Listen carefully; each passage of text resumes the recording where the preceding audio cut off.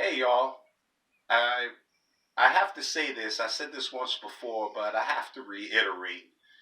Given light to all the recent events and the tragic shooting last night in Wisconsin in protest of the police brutality there, and Jacob Blake's situation, the young man being shot. You know, many of you know the story already. But I want to detail this conversation to my punk rock hardcore people, members of my scene that I've been a part of for a better part of 35 years. I, I'm confused by one thing. I'm not confused in general. I'm just confused about this one thing. It's hypocrisy. It's an oxymoron. The two things don't connect, they don't coincide. I'll make this very simple. I don't understand how you could tell me that you were a fan of Agnostic Front, Sick of It All, The Bad Brains, uh, Cro-Mags, Madball, and many of these great hardcore bands who made these phenomenal songs about unity and seeing through the matrix in this world, being anti-system, acknowledging that the system in and of itself is corrupt.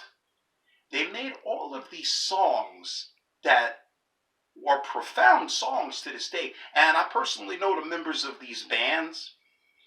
And I know I was gone for a long time, so people change, people grow up and grow out, and things change. I get that. But if you listen to the lyrics of these bands, and I love all of these bands, all of them were conscious socially. All of them cared about other people. Not only did they make those lyrics, all those beautiful men that wrote those songs, they themselves actually live that way, with an ear towards consciousness and loving your fellow man. How are you going to tell me that, in your early days, you listened to punk rock and you listened to the Exploited, Fear, GBH, Anti Nowhere League? You pick a band. And some of the bands, I mean, even going more extreme, MDC, things like that. And now today you're wearing a MAGA hat. That's like saying I'm a born again Christian junkie. What the fuck? Listen, you can't be punk rock and then subscribe to some bipartisan illusion. One side of the bipartisan illusion coin. I'm Democrat or I'm Republican. Sure, you can, but it doesn't coincide. You're not going to be a humble, sweet housewife hooker. The two things don't coincide. Or maybe in somebody's reality, that's all right. Not saying that you can't be a hooker. You can be that, and that's cool. That's what you want to do. But let's not get the two things confused. Like, I can't tell you I'm living a particular lifestyle, then go contradictory to that lifestyle. Hey, be what you are. Be true to yourself. But don't stand in front of me and talk about, hey man, I'm hardcore, I'm punk rock, and you're doing things or failing to do things per that, you're doing things contrary to that rather. That's nuts. When in the fuck did this happen? There's a little space in between me going away in 1990 and me coming home in 2016. There's a long space, but there's a period of time within those roughly two generations where we created this entity. All of us old punk rockers like me, we didn't intend for this shit to happen. I definitely didn't intend for people that are in their 40s and early 50s in my age group to go from being one way of having this conscious mind and thing and growing up to being completely contradictory to our punk rock lifestyle and espousing the lies that you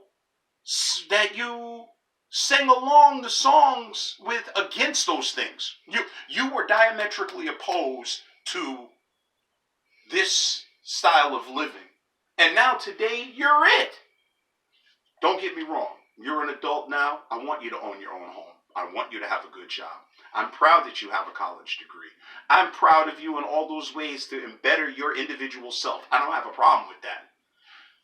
But don't Don't come to me now and tell me, say, I'm a hardcore. You're not. You're not. You literally didn't listen to any of the lyrics of those fucking songs growing up, if you tell me that. You didn't listen to any of the lyrics of those bands, those beautiful bands I mentioned before. You only heard the breakdowns and the guitar riffs and the fucking sick syncopated drum beats. You really weren't about that life. I'm 50 years old now. I'm about that life still. For you to look at TV and the first thing to come out of your mouth is, well, what did Jacob Blake do wrong? If you watch the video, the cop grabs the back of his t-shirt and empties rounds in his back. That's not kosher on any level, especially when you show up and there's backup around you. You have a taser, pepper spray, and a fucking mag light, and all your fucking cop buddies that were on the job at that moment, they showed up in response to the domestic violence call. Understand, tense situation, cops do have a difficult job, because sometimes they run into these things and a guy's fucking killing his wife. We understand that. In this case, this kid was breaking up a fight between two women. And when the cops arrived, he wanted to get the fuck up out of there, because he got his kid in the car, and it's his kid's 8-year birthday. For you to jump up and the first thing that you say out your mouth is what he did wrong is absolutely fucking preposterous. To my punk rock friends, to couple with that, the fact that you're not looking at what he did good, you're automatically going towards what you think is potentially bad, that's nuts. In fact, I tell you right now, I want you to go, if you have your vinyls, your fucking Fear vinyl, your fucking Exploited vinyl, your Discharge, your Broken Bones, you might as well take all them albums and snap them in half. Because you're about as punk rock as, I don't know, some fucking person playing accordion and fucking yodeling, wearing lederhosen somewhere. Not that that's a bad thing, though. I would love to go to Oktoberfest and do some shit like that. But you're about as punk rock as, I don't know, something, what's the thing that would be the antithesis of punk rock? I mean, or a gospel fucking choir. Get the fuck out of here, man. Y'all really need to stop. Through this whole thing, man, and even prior to the death of George Floyd, I had been making all of these pro-black, pro-conscious statements. And lo and behold, I was telling people before it became big public news. Yo, what's up with this Breonna Taylor? Why is nobody... I was saying that before George Floyd died. I was also talking about Aubrey and constantly pushing it only to catch backlash from people that I love with all my heart. That I'm heartbroken that we don't even speak to each other anymore. You know, I spent the better part of yesterday and today crying. Yes, my big 230-pound ass was sitting there fucking crying. Because I don't know what the fuck I'm looking at. I don't know what the fuck this is. Well, I don't know what world I'm living in, man, where, you know, people won't stop to help other human beings. And this is supposed to be normal living. Like, it's complacent to all of you. Many of you that follow me will know that later last year, around September, I believe, I was on my way to see a movie and a bus flipped over on I-4. And I jumped out of my brother Troidal's truck and ran down the highway to pull the people off the bus. The thing that affected me the most was the amount of people that just drove by. There's a full-size city bus on the side, broken glass and fuel all over the fucking place. And you would figure somebody would have the kindness in their heart to help another human being on a fucking bus that was turned over.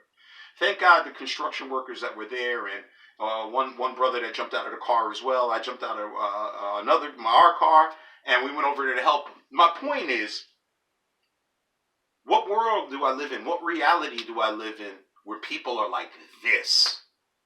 If any of your asses were on the bus, you'd want help too, wouldn't you? We have to return to basic morals and values. And this life that we share is fucking not about you. It's not about you. It's about us. If it was all about you and the creator wanted it to be that way, you'd be floating on an asteroid somewhere in space by your own fucking happy self. No, that's not the case. The more you realize, man, that your life is really not about you, but about the people in your life that you affect on a daily basis, the people that you love. The moment you realize that, you'll be a better person for it. I used to be that arrogant. Yeah, I used to be that arrogant where I thought that everything was fucking about me.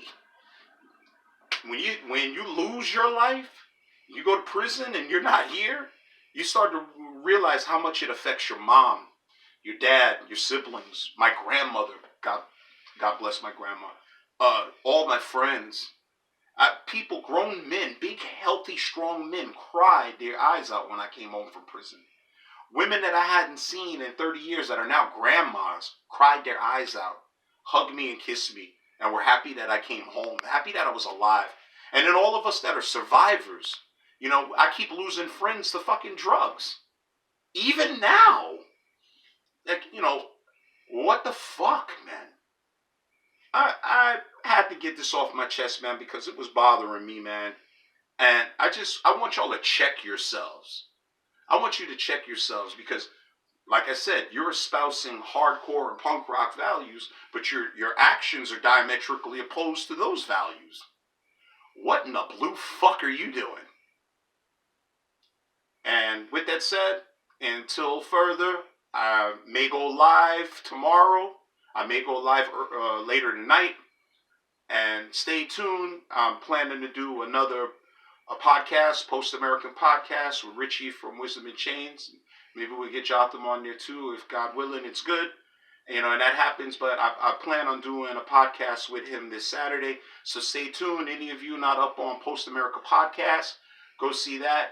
My brother's rebooted his podcast, which is Smoking Word Podcast. Hit up Hoya Rock. Go watch Hoya Rock, Madball Forever, Wisdom in Chains Forever. Watch both podcasts. Stay tuned. Stay tuned. Be proud. Be strong. And for all you punk rock and hardcore kids out there, stay real and stay conscious. Follow out them fucking lyrics that you grew up with. If you saying united and strong, blacks and whites, united and strong, punks and skins, well, that's what's up. That's the way we grew up. If you singing sheer terror songs, but you want to show up at the fucking show wearing fucking screwdriver shirts, you're diametrically opposed to what Paul stood for. The fucking greatest song that's known by everybody is Waiting for the Fall. They waiting for the fascists to fall. Well, what part of the fucking memo didn't you get? Stop telling me about your political ideologies to a fucking lifetime fucking skinhead that really don't give a fuck about none of that shit because they ain't helping none of us poor people. And get down to the real shit, man, and stop trying to make my people look like savages and animals and shit just to suit your little fucking white reality. The fuck out of here.